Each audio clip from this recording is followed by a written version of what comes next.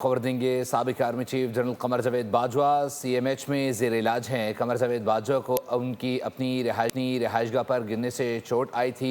ISPR के मुताबिक आपको अपडेट करें कि साबिक army chief general Qamar Javed Bajwa CMH में ज़ेर इलाज हैं। इस पर मज़ीद तफ़सीलात हासिल करते हैं नुमाइंदा खुसूसी बोल न्यूज़ सलमान अवान से। सलमान, बताइएगा।